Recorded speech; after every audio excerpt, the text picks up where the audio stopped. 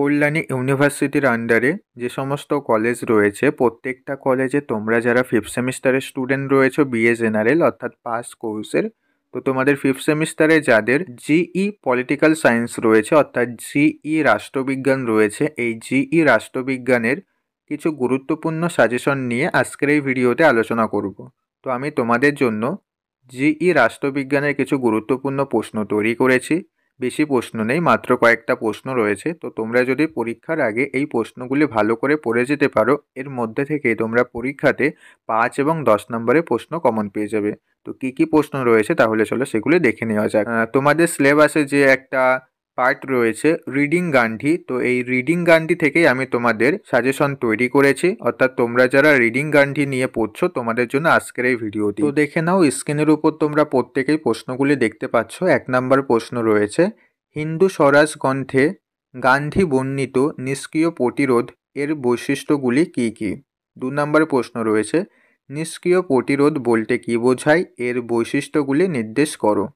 3 নম্বর প্রশ্ন রয়েছে, শিক্ষা সম্পর্কে গান্ধীর অভিমত আলোচনা করো। 4 নম্বর প্রশ্ন, গান্ধীর মতে প্রকৃত সভ্যতা কী, অথবা গান্ধীর মতে আধুনিক সভ্যতা কী? 5 নম্বর প্রশ্ন আছে, গান্ধীর বুনিয়াদী শিক্ষা সম্পর্কে লেখো। 6 নম্বর প্রশ্ন রয়েছে, গণতন্ত্র সম্পর্কে গান্ধীর ধারণা কী ছিল? 7 নম্বর প্রশ্ন, রাষ্ট্র সম্পর্কে গান্ধীর ধারণা ব্যাখ্যা করো। 8 নম্বর প্রশ্ন, জাতীয়তাবাদ সম্পর্কে গান্ধীর ধারণা সংক্ষেপে আলোচনা করো। 9 নম্বর প্রশ্ন, ভারতে জাতীয়তাবাদে গান্ধীর ভূমিকা কী ছিল?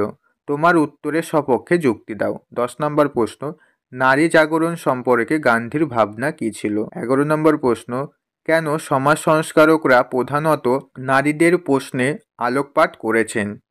12 নম্বর প্রশ্ন, নারী প্রশ্ন বা মহিলাদের প্রশ্নের উপর গান্ধীর চিন্তাভাবনা নিয়ে একটি নিবন্ধ লেখো।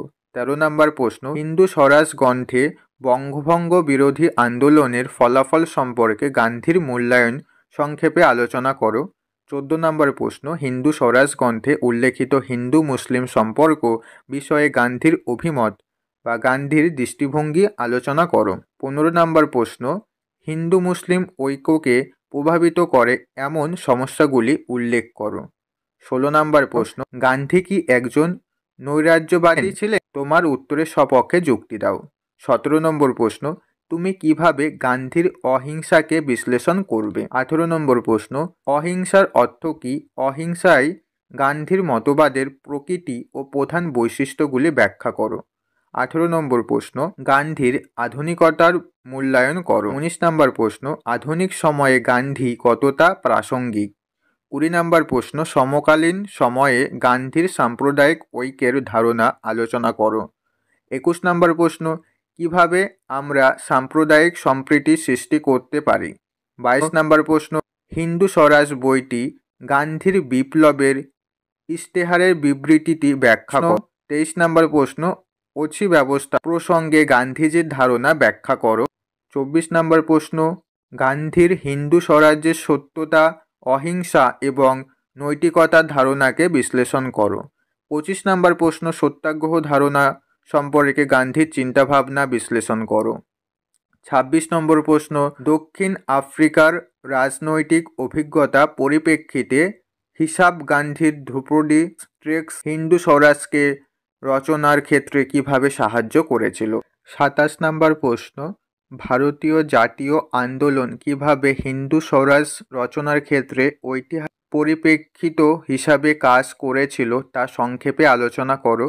27 নম্বর প্রশ্ন, নয়া তামিল বা নই তামিল এর ধারণা ব্যাখ্যা করো।